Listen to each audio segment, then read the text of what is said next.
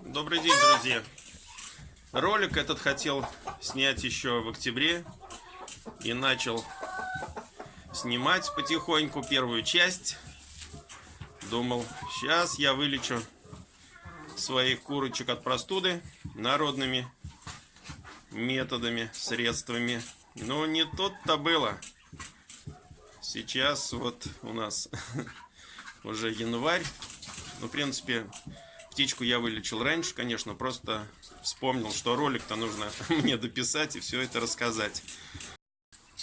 Друзья мои, ну и досмотрите этот ролик до конца. В конце будет кусочек из лекции кандидата биологических наук Афонишкина Василия Николаевича. Он там кое-что скажет о влиянии антибиотиков, которые применяем для лечения и подращивания птицы, на организм человека. Девочки мои папочку увидели и думают, что же тут папа нам несет вкусненького. Ну, к сожалению, уже сезон зелени в саду закончился. Вот. Последний букет прощальный. Осенний букетик такой набрал из одуванчиков. Вот. Ну, в общем, сезон зелени закончился. Да, Дима. Сезон зелени, значит, закончился. Но сезон арбузов продолжается. Вот он сейчас в кухонном комбайне натер арбузные корки. Так, когда даешь арбузы, конечно, корки остаются, а когда в комбайне все это натер, все без остатка уходит. В общем, сезон арбузов продолжается, и начинается сезон соплей. И вот я слышу, у меня тут пару курочек что-то чихают, почихивают. Ну и чем мы можем им помочь в качестве профилактики, в качестве лечения? Сейчас об этом подробнее поговорим. Сегодня я решил рассказать, как я курочек своих от простуды лечу. Ну вот в этом году такая проблема у меня случилась. В прошлом году, в принципе, не было у них чихания, соплей. Ну, если не считать гемофилеза. Ну, это было еще. Началось у меня в августе. Вот. Лечение продолжалось в течение августа и там и в сентябре. Ну, в принципе, потом они у меня не чихали, не сопливы вели. Но для профилактики я их пропаивал, скажу сразу. Покупал сбор от кашля в аптеке. И на этом сборе я им мешанку запаривал. Вот. Потом, ну, лук из народных средств. Черный перец. Ну, в принципе, и все. Больше я их ничем не пропаивал, но они и признаков простуды никаких не показывали. Но в этом году по осени, ну, в принципе, как у всех, знаете, вот люди пишут, захрипел петушок. Вот я в Одноклассниках часто встречал такие заметки, люди спрашивают, что делать. Но и не только в Одноклассниках, почему-то начинается у петюнчиков простуда. А почему? Я думаю, у Петька, вот у меня любитель был поспать вот в этом окне. Окно открыто, лаз, уже октябрь, прохладненько, в принципе, было. Пару курочек с ним еще тоже с двух сторон. Вот они здесь на сквознячке, в общем, и спали. Я думаю, из-за этого Петька вот у меня первый и заболел. То есть у него стали хрипы, клокотание в горле. Ну, думаю, ну что, буду народными методами их опять лечить. Ну и опять же говорю, лук репчатый я им давал, сок луковый, потом перец черный. Ну, где-то это продолжалось, наверное, дней 10, недели 2. Вот, ну, смотрю, кроме Петьки уже и курочки стали подчихивать, подкашливать. Думаю, что давать еще. Также метиленовый синий раствор. Кое-кто рекомендовал для профилактики простуды. Но он у меня был. Метиленовый синий раствор, я его применяю. Ну, он как монопрепарат он себя не показал. Конечно, он лучше работает с другими лекарственными средствами, как вспомогательный такой лечебный продукт, я бы сказал. В общем, еще прошло где-то недели две, пока не пили эту метиленовую синь каждый день. Нифига ничего не проходит. Ну, думаю, ну что, нужно уже, наверное, более радикальные средства применять. Пошел в ветаптеку, и они мне посоветовали Телодокс 50 грамм. Но я посмотрел, в принципе, после пропаивания телодоксом через 8 дней можно уже яйцо в пищу использовать.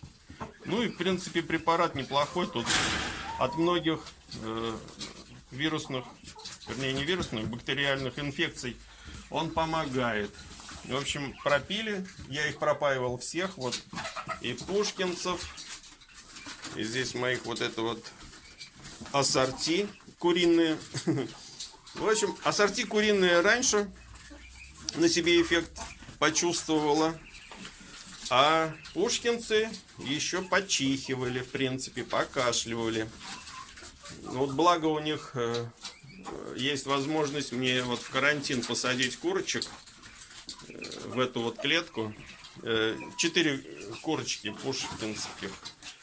В общем, болели, и я их отсадил. Но я выдержал неделю после того, как они телодокс пропили, и я им дал уже проверенный препарат, которым я... Он упал у меня. Которым я их лечил от гемофилеза, вот байтрил 5%. Ну, после байтрила в течение 2 недель яйцо нельзя употреблять.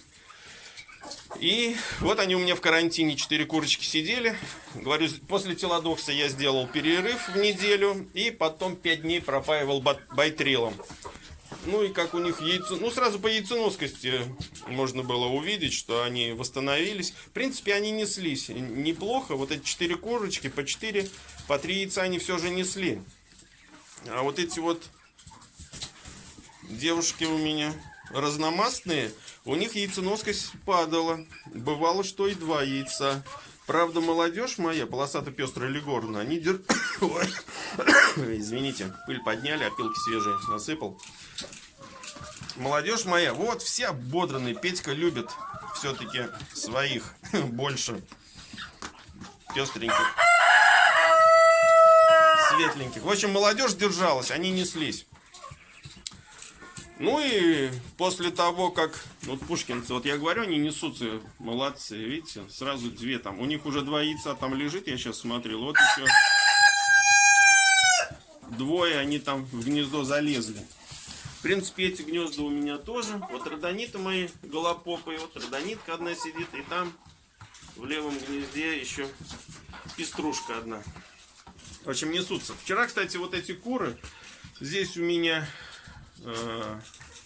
Получается 16 человек, девчуль, вот в этом вольере разномастных, и 6, ну 22 их, да, 22 штучки всего. Вчера 18 яиц снесли. Вот несмотря вот на свои вот такие вот голые задницы, мочекислые, в принципе, вот они несутся, это мои доминанты. Ну, кстати, они перелиняли, видите, они... Какие стали красивенькие, в принципе. Вот еще одна красавица. Перелиняли, ну, попы вот у них такие. Ну, в общем, мне помог Телодокс и байтрил вылечить моих курочек от простуды. И что я еще хотел сказать, Петюня? Красавица. Что я еще хотел сказать противникам применение антибиотиков. Ну, конечно, я сам сейчас уже пересмотрел вот подход. Ну, для профилактики я уже это не пропаиваю ни цыплят, ни просто ни птицу. для профилактики я не пропаиваю антибиотиком ни в каком возрасте. В общем, я от этого отошел. Вот. Но при лечении я считаю, что чтобы птичку-то не потерять, ну сколько можно их было лечить народными средствами, пока они тут ноги не протянули. Ну а так, в принципе, вот они восстановились достаточно быстро. Я просто еще... Я в конце ролика прикреплю цитату из лекции. Сейчас в свободное время изучаю, слушаю лекции птицеводов, микробиологов, ветеринарных врачей. Вот, о содержании, лечении птицы. И вот Афонюшкин Василий Николаевич, которого я несколько дней назад вот тоже слушал, его лекции. Ну, кстати, можете, я создал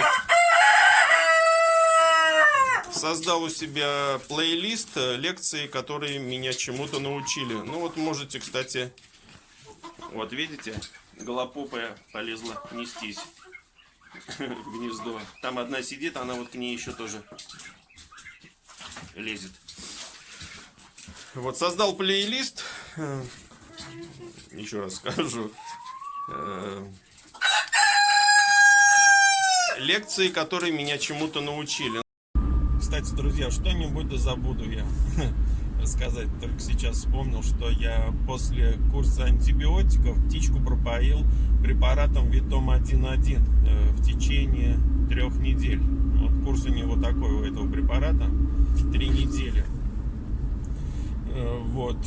Ну, напомню, кто не знает, что в этом препарате содержится один вид гамма-положительных бактерий, которые вырабатывают антибиотикоподобные субстанции, в том числе. В общем, препарат хороший. И параллельно я также их пропаивал метиленовым синим раствором, о котором я уже раньше упоминал. Но здесь уже он работал как препарат, поддерживающий щитовидную железу, которая отвечает за положительную микрофлору в организме птицы. Вот, в общем, Витом 1.1 и метиленовый синий раствор уже в восстановительном периоде для птичек. Вот что я хотел добавить, друзья мои. Всем удачи, ребята, всем пока. Увидимся на канале Куры в Мегаполисе. Подписывайтесь, комментируйте, давайте советы. Я ко всем прислушиваюсь и у себя все это отмечаю. До новых встреч, друзья. Лично я считаю, очень политизированная тема борьба с антибиотиками, с их использованием, ограничение использования антибиотиков. Ну, мы как-то ради интереса посчитали, сколько же нужно съесть бройлера, мяса, допустим, бройлера, которого кормили антибиотиками до последнего дня жизни, чтобы вызвать какой-нибудь дисбиоз у человека, который съел. Ну, получилось там килограмм 50 бройлера, сырого желательно, нужно съесть.